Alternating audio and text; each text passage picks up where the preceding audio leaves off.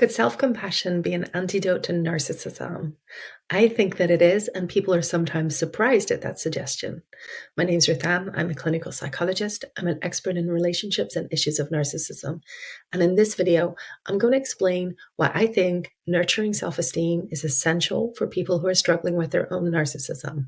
I hope this video is helpful to you, whether you're struggling with your own narcissism or you're trying to understand someone that you're in a relationship with or have been in a relationship with who might be highly narcissistic. What most people don't understand about narcissism is that narcissism is not a disorder of self-love or a disorder of excessive self-esteem. On the contrary, if you are highly narcissistic, along the way, you've acquired the message that to be acceptable, to be worthwhile as a human being, you have to be extraordinary.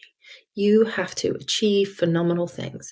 You can't show weakness or vulnerability because that would be contemptible. And so you have a need to be very strong, very high achieving in the particular areas that are important to you. You likely don't expect people to accept you just the way you are. And so you'll want to present a certain image to them. You'll want to come across in a certain way in order to be accepted. And there's no room for mistakes, for vulnerability, or for failure. You probably seek what some people call narcissistic supply, but that the nameless narcissist, who has its own YouTube channel, and you can check it out in the description, calls self-esteem juice. I much prefer the term self-esteem juice because I think it shows really accurately what someone who's narcissistic is doing in seeking self-esteem. So what you're probably doing is seeking self-esteem through validation, through achievement, through gaining admiration and the respect of other people in order to feel okay about yourself, in order to feel acceptable. The problem is if your self-esteem is contingent on achievement, validation, and admiration, it's very fragile. And you may find that you swing from, in one moment, feeling very grandiose, really good about yourself, on top of the world, like there's nobody as great as you, to in another moment feeling crushingly despairing, full of self-loathing, and a sense of your own worthlessness. You probably also don't expect that other people will like you, love you, and accept you for just being you. And you may view other people with quite a level of mistrust and suspicion. You probably want to present to them an image of being very strong and invulnerable and in control. And you might view it as quite contemptible if you were to show them your weakness, your vulnerability, or show them how much they mean to you, because that would give them the capacity to know they could hurt you. And you might even view that as a bit weak or pathetic. The problem then is that you never share with someone how you really feel. Those very tender feelings of vulnerability are actually the foundation of human connection and intimacy. And by not being able to share that kind of connection and how you feel with someone, it can mean that you end up feeling very alone, and that the people you're with, who might actually be very important and special to you, end up feeling small and invisible, and that they really don't matter to you. And as you chase self-esteem through validation, achievement, and admiration, the problem is it requires you to be pretty spectacular and extraordinary all the time. It requires you to be better and superior to other people. And the problem is that's just not possible for us as human beings. That's not how we are. We all have weaknesses, we all have vulnerabilities, we all fail, we all screw up from time to time. But if you're not able to accept your own failings, your own weaknesses, your own mistakes, you can become very, very defensive. You can put blame on other people. You can deny your mistakes. And that can leave people feeling blamed, frustrated with you, and distant from you, and also quite distrusting of you, because there may well be someone who would throw them under the bus and allow them to take the blame for something that you might have done. All of us are human. We're all imperfect. From time to time, we're going to hurt each other. We're going to neglect our partners or not be the best friend that we could have been. And that isn't necessarily a problem if we're able to acknowledge it, if we're able to understand how other people might be feeling, and we're able to offer a sincere apology when one needs to be made. If you're unable to do that, if you're unable to acknowledge the impact of your behavior on someone else, accept them as they are, and offer an apology, that fuels disconnection and it fuels conflict in relationships. So, don't narcissists need to be told to have more empathy and to be better behaved and to be nicer to people? While I don't think that approach is very effective. And I don't find that it's ever helpful to add more criticism to a narcissist's inner critic who is already very strong and very dominant. I actually think what narcissists really need is self compassion.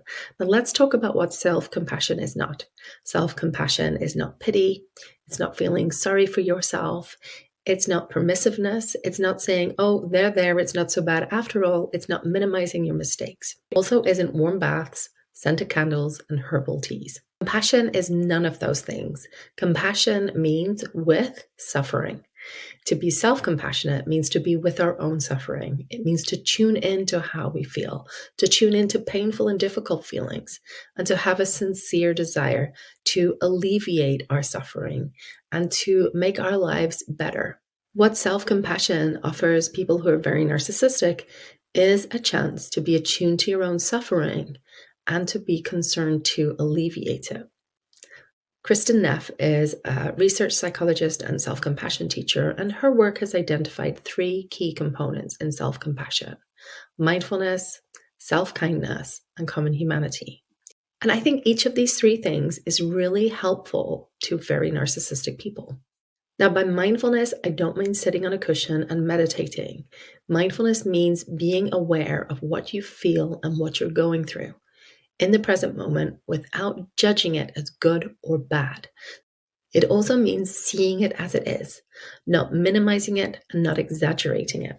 I like to think about this kind of attention as a kind of kind attention, the kind of attention you might pay to a small child if they were upset, that you would be interested, curious, you'd want to comfort them, you'd want to fix whatever was wrong for them. And it would be being interested and curious without judging, without being overwhelmed. What that offers is an opportunity to be attentive to our feelings so we can respond to them with warmth and with care and with comfort and take action to alleviate our suffering when we need to. Now, self-kindness doesn't mean self-indulgence. It doesn't mean letting yourself off the hook. It means treating yourself like you would a really good friend. Now, that might mean taking really good care of yourself, taking care of your physical and your mental health, taking care of your relationships, taking care of rest. May also mean reaching out for professional support when you need it. Now, if a really good friend sees that you're acting in ways that are hurtful to you or to the people around you, they probably don't say, oh, they're there, never mind, it's not a big deal. No, a really good friend who cares about you might challenge you out of concern for you, out of concern for your happiness and for your well-being, if they see you acting in a way that is harmful for you and or the people who are important to you.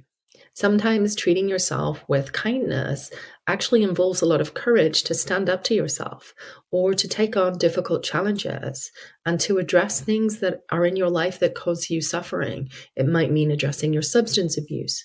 It may mean addressing angry outbursts or a tendency to withdraw from other people. Self-compassion in the form of kindness gives you the courage to tackle those things, even though it's very, very difficult and challenging to do so. But you do it because you see yourself as worthy of having good things in your life. You see yourself as worthy of being sober and of being able to nurture healthy relationships. Common humanity recognizes that we are not unique in our suffering, that actually all human beings suffer. We all have our own struggles, and we're not greater than other people or less than other people because we suffer.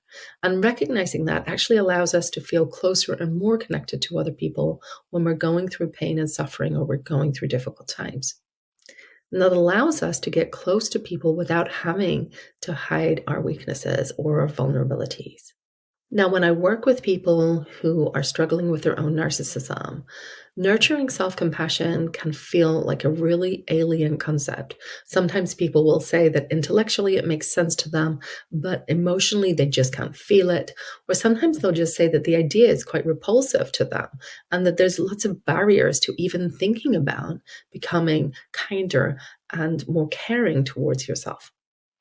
But if you have the courage to lessen that pursuit of self-esteem in favor of nurturing self-compassion, you actually put yourself in a really good position to learn how to care for yourself and to become a bit more self-accepting of your weaknesses and your failures.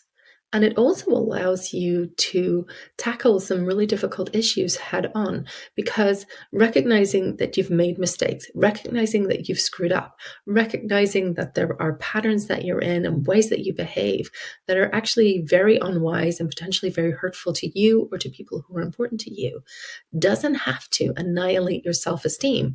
You can look at those things without judging them, without judging yourself as good or bad, and tackle them with courage and from a place of kindness and concern for yourself. And that's a very powerful thing, especially for someone who's narcissistic. It's really the opposite of narcissism, because you're not trying to overcompensate for your failings or your weaknesses. Instead, you're accepting them, you're embracing them, and you're taking care of them and taking care of yourself. And if that feels really difficult, then let me make a gentle suggestion. A really good place to start is just by acknowledging that self-compassion is really difficult for you. It's hard, and that causes a lot of suffering. So you can take a moment just to acknowledge to yourself that self-compassion is difficult. It's hard. You may have a very strong inner critic. You may really struggle to allow yourself to feel those vulnerable feelings. So let's not judge you for that or treat you harshly for that.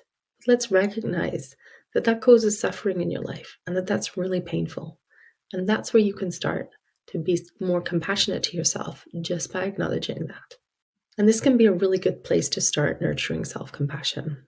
So self-compassion is really the opposite of narcissism, where narcissism has no space for weaknesses, vulnerability, or humanity.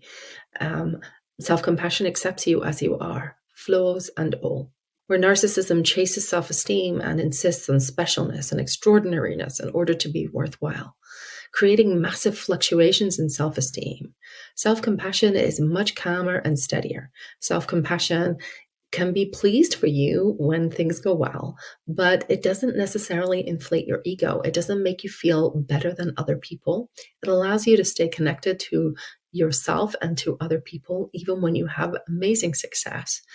And when you're struggling and you're suffering, you don't feel totally worthless and have to punish yourself or have to work really hard to prove yourself. So that's much calmer and steadier than the wild fluctuations in self-esteem that most people who struggle with narcissism experience. Self-compassion offers you the opportunity to tend for yourself, to care for yourself, and to face challenges and stand up to yourself out of genuine concern and care. I'd love to hear your thoughts, so leave a comment. If you like this video, hit the like button, subscribe if you'd like to hear more from me. I look forward to seeing you next time. In the meantime, take good care.